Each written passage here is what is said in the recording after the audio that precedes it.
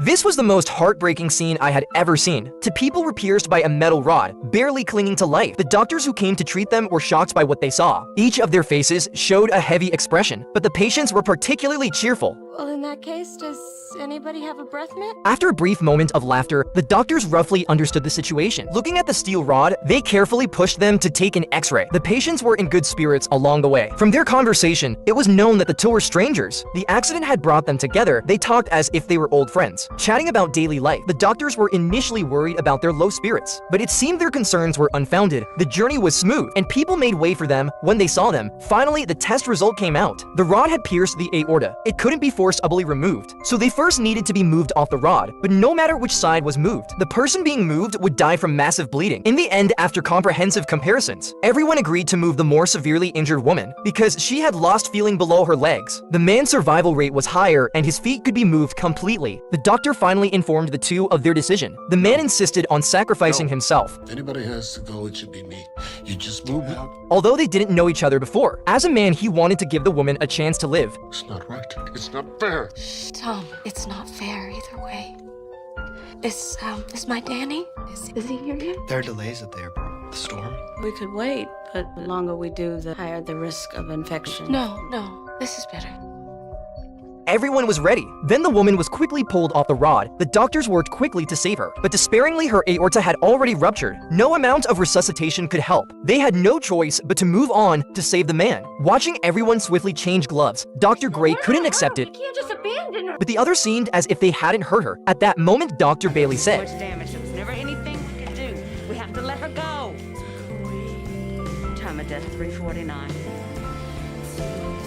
Christmas had arrived. A little girl looked at Santa Claus, who was handing out candy, and asked her mom to go with her to get some. But her mom was trying to call her dad. Her dad was a pilot, and as expected, the call didn't go through. The woman had already grown used to this. Such was life in a pilot's family. Her friend beside her began to comfort her. Just then the girl turned around, and to her surprise, saw her dad not far away. She quickly pointed him out to her mom. At first, the mom didn't believe it, but as she walked closer, she realized it really was him. The man was stunned. Everyone was looking at him, and he didn't know how to explain. He turned and ran. The woman immediately chased after him, but at that moment an accident happened. The man was struck by an oncoming streetcar and fell to the ground. The woman quickly called 911. Paramedics arrived soon after and found the two women arguing heatedly. The man lay on the ground, his lower leg severely fractured. He needed to be rushed to the hospital. Firefighter Buck was curious about how the man managed to juggle both lives. The man explained that he had 2 rings and 2 phones and asked Buck if he could pretend to have amnesia to buy him some time. Meanwhile, Captain was trying to mediate, but this situation was a first for him too. Just then, one woman looked at the other's child. When she realized the child was older than hers, she suddenly understood she was wife number 2. To prevent the man from getting hurt again, they hurried him to the hospital.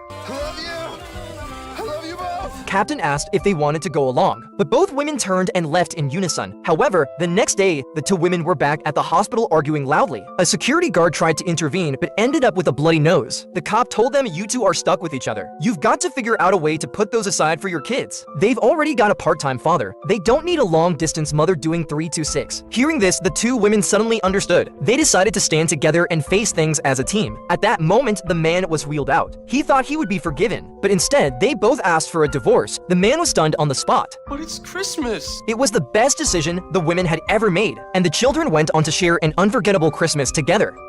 Even firefighters have moments of helplessness. At the last moment, with no way to escape, Lieutenant Casey took off his oxygen mask to call his wife Dawson. Gabby, you're the best thing that ever happened to me. I love you.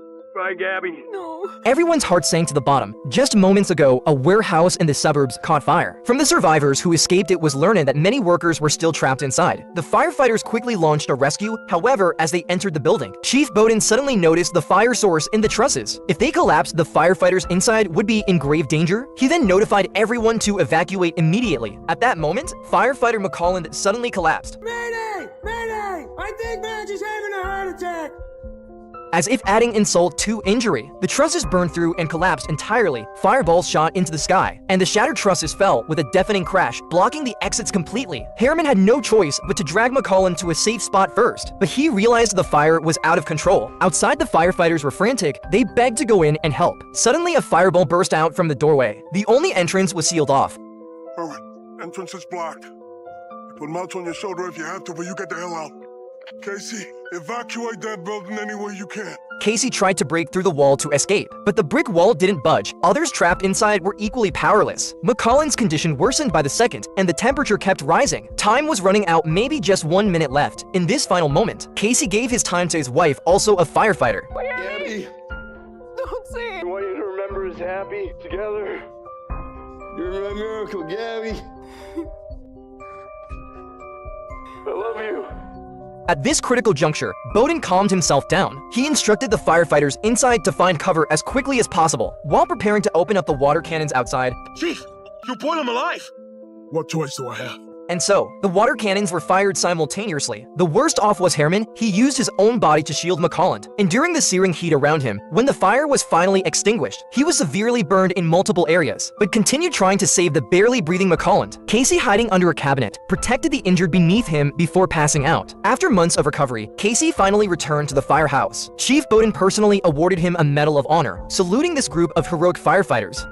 A plane was getting ready to land, but the staff in the control tower cowered under the desk in fear, because according to the radar display, the landing plane was heading straight towards the tower. Just as the plane about to land, it suddenly disappeared from the radar. They initially thought it was a signal issue, but the next moment, all the planes preparing to land vanished from the radar. This scene terrified everyone. Fortunately, the supervisor remained calm in the crisis. She instructed her colleague to contact other towers to take over the planes, but as soon as she finished speaking, the plane that had disappeared suddenly reappeared on the radar and was speeding towards the tower. They quickly took out binoculars to look, but the clouds obstructed their view. We're not gonna see it till it's right on us. However, evacuating the tower was no longer an option, and there were still 239 passengers on the plane. So the supervisor instructed everyone to hide under the desks and prepare for the plane to crash into the tower. Then she took out signal lights to aim outside, trying to alert the other side that this was a control tower. 226, pull up and go around. You are lined up with the tower, not the runway. Pull up, pull up. Pull up! But as they nervously prepared for the impact, they found that there was nothing outside. Just as everyone was puzzled, a colleague received a notification. It turned out that the plane had been taken over by another control tower. The situation just now was simply a system malfunction. Everyone breathed a sigh of relief upon hearing this. At that moment, the tower's system suddenly rebooted. The supervisor thought everything had returned to normal. However, all your systems belong to us. To get them back, send 25 million. Click the link below. The man said his colleague George had lost his footing and fallen in. Lieutenant Casey carefully climbed onto the truck. He found George submerged up to his chest in a grain-like material in the truck bed, exhibiting signs of distress and restricted breathing. At that moment, George was still sinking continuously. Casey attempted to grab him, but was unsuccessful. After several attempts, he finally grasped George's hand and said to him, "You are not dying on me." Meanwhile, other team members hurriedly brought planks and ladders. By then, George was on the verge of suffocation. Casey kept talking to him to keep him conscious. They carefully positioned planks around George to distribute weight and prevent additional grain movement. Using shovels, they removed the grain around him, gradually freeing his lower body. Together, they pulled George out and placed him on a stretcher. At that point, he had fallen unconscious due to asphyxiation and needed to be transported to the hospital immediately.